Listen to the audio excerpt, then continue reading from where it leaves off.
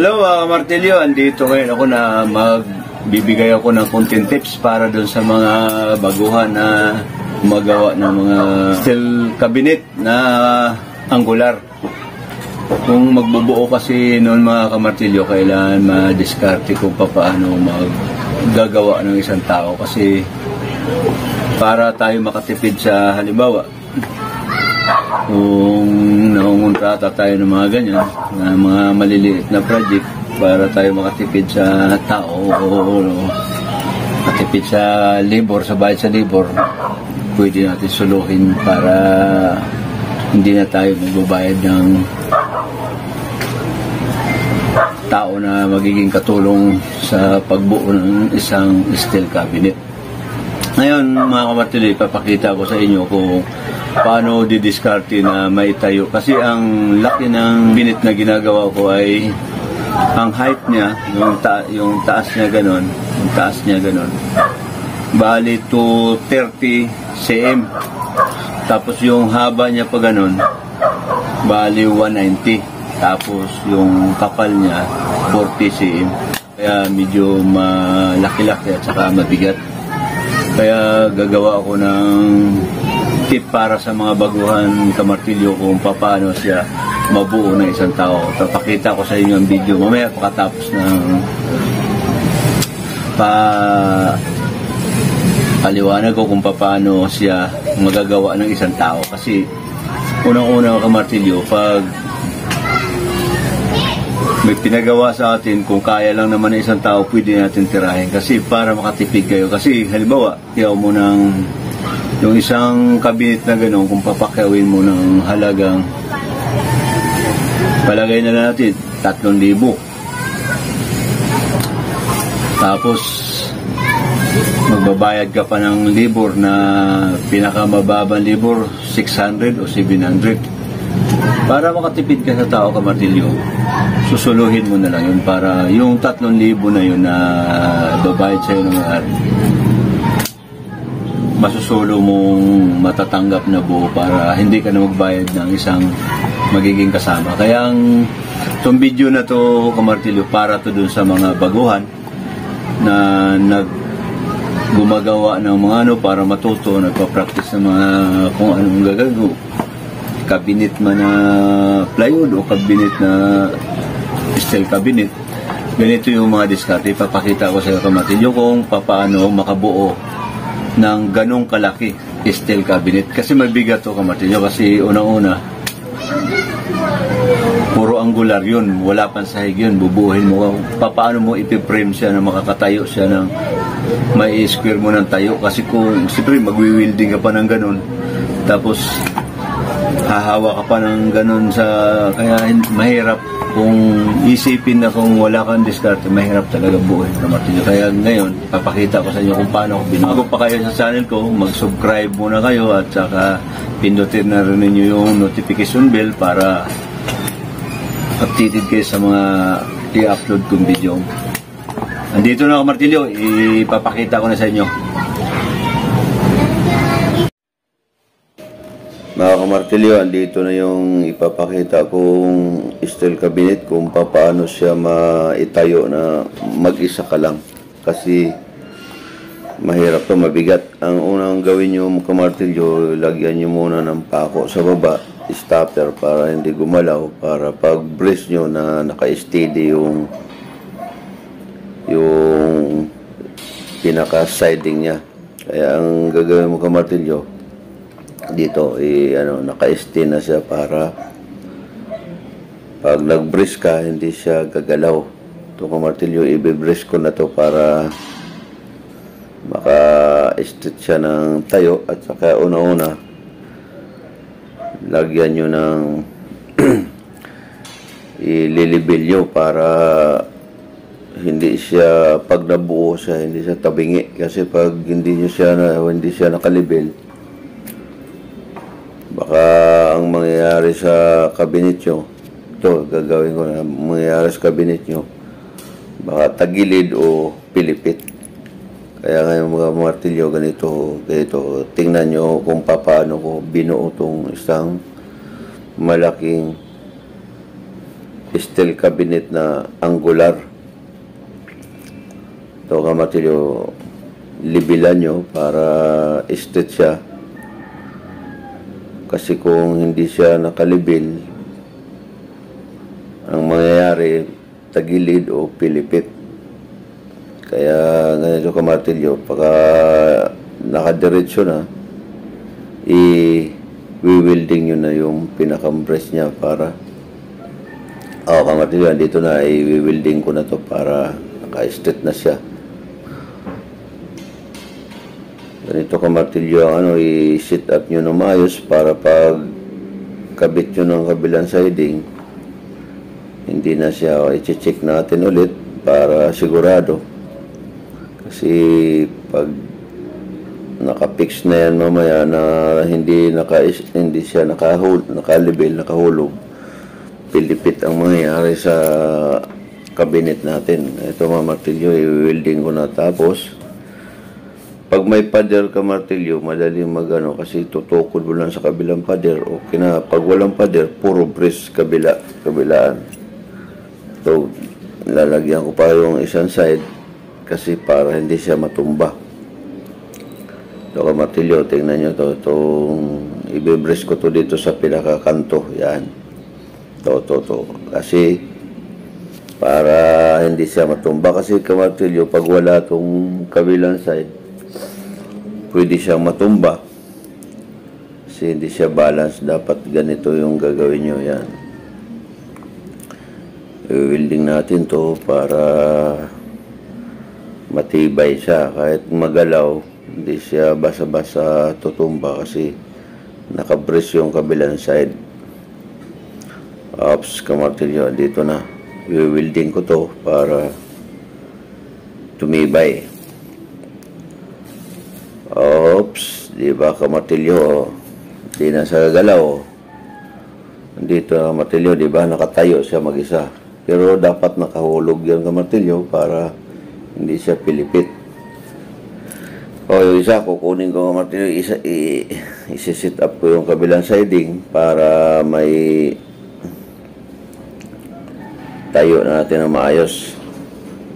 Ito kamartilyo, kahit hindi mo na to hulugan yung kabila, susukatin mo lang kung gaano kakapal yung ating cabinet. Ito martilyo, i-sit up ko na to isa. Tapos sukatin nyo kung gaano kakapal yung yung cabinet natin. Yun din ang agwat ng ating pinakakabilang siding. Kaya martilyo, ito na, i-sit up ko na to. Medyo mahirap kamartilyo kasi gumagalaw-galaw kasi mag-isa lang ako. Kasi mabigat yung kamartilyo. Siguro ang kabilang siding lang kakaroon siya ng kilo na mga 10 kilos. Siguro ang bigat kasi tapos pumapalag-palag pa ito kamartilyo. Susukatin yan. Yan. Balik 40 cm yung siding nito. Yung pinakakapal ng cabinet. Susukatin nyo para pag na sakto na dun sa kapal niya, yung mga martilyo pumapalag-palag. Pag sakto na dun sa kapal ng niya, okay na yung kamartilyo kasi i-weldingan na natin ang pinakang siding niya. So yung kabila ng kamartilyo, sukatin natin kung sakto na yung agwat ng kapal niya. Ito kamartilyo, kung susuluhin mo may kahirapan pero magiging solo rin yung kita mo. Kaya kamartilyo, konting diskarte para susukatin yung kabila. Pag na-sit up na to kamartilyo, wala nang problema pag na-welding na natin yung kabilang side. 40 cm yung lens niya. So kamartilyo, pag na-sit up mo na to, tapos may welding mo na yung pinaka-brace, hirap magsukat kamartilyo kasi walang naghahawak. Kailangan naka-check natin kung sakto na yung kapal kasi mahirap pag na-welding na kasi magbabaklas ka na ulit ng welding pag hindi parehas yung kapal ng yung lens niya. So martilyo ang diskarte yan, tapos susukatin mo yung gitna kung sakto na yung kapal bago natin i-welding yon. 40 cm kamartilyo. Pag sakto na yung sa sukat, yun, i-welding na natin para kasi nakahulog yung kabila, nakahulog na rin tong kabilang side. Ito kamartilyo, isisit up ko na. Ito kamartilyo, na-welding ko na yung kabilang side. Medyo mahirap na trabaho pero pag na-welding mo na, parang hindi lang pinaghirapan kamartilyo kasi hindi na yan gagalaw, hindi na papalag-palag kasi naka-welding na siya parehas. Ito kamartilyo, kailangan eskwalahan natin kasi pag hindi naka-eskwala yan kamartilyo, ang mangyayari sa cabinet natin, pilipit. At saka pag sinitapan ng pinto, hindi mo masisyuta ng pinto kasi lalagyan to ng sliding. Ang pinto nito kamartilyo, sliding, kaya kailangan naka-eskwala siya kasi pag hindi naka-eskwala to, hindi papasok ang pinto nito. Kaya kailangan eskwalado to. Kaya ngayon kamartilyo, ang isisit up ko ngayon tong pinakang siding niya. Pupwisto ko na itong bakal kasi ito kamartilyo, lahat ng bakal nito nakaputol na, kaya madali ko na i-sit up lahat yung mga part nito. Kaya kamartilyo, diskarte at saka konting sipag sa mga ganitong gawain. Ito kamartilyo, i-welding ko na itong pinakang side nya.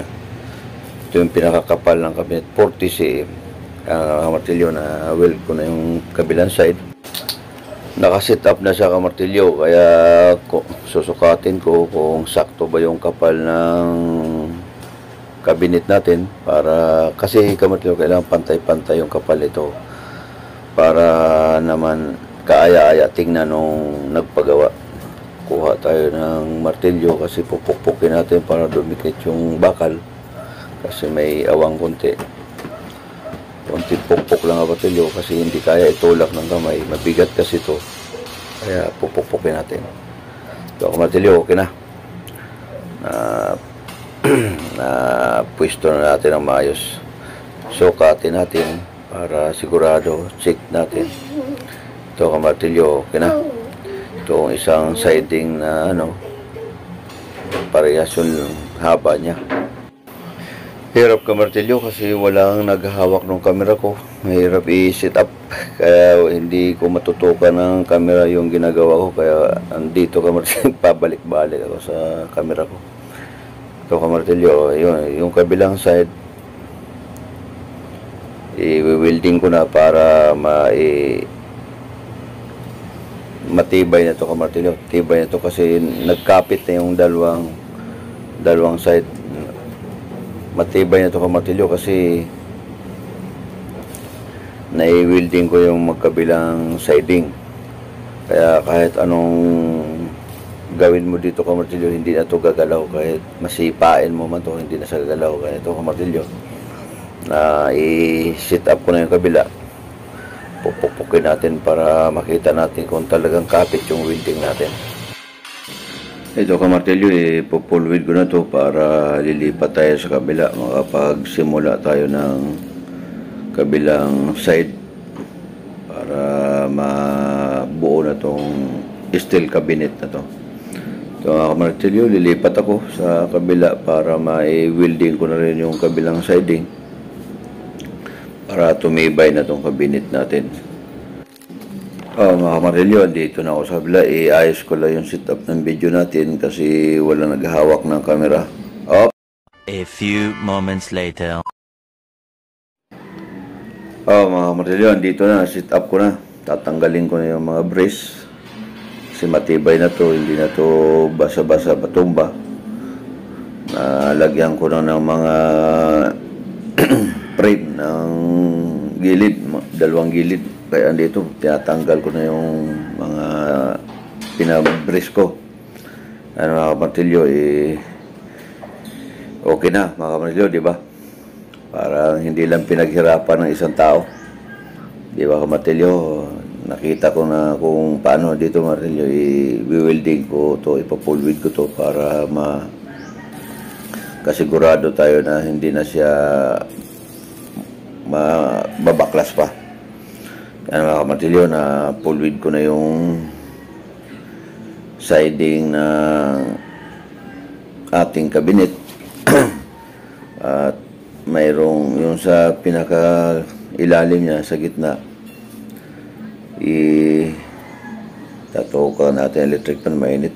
Itong pinaka siding niya, pinaka gitna na frame niya sa gitna kamartilyo, i-welding natin to para ito yung nagdadala na hindi siya kikipot at hindi rin siya bubuka.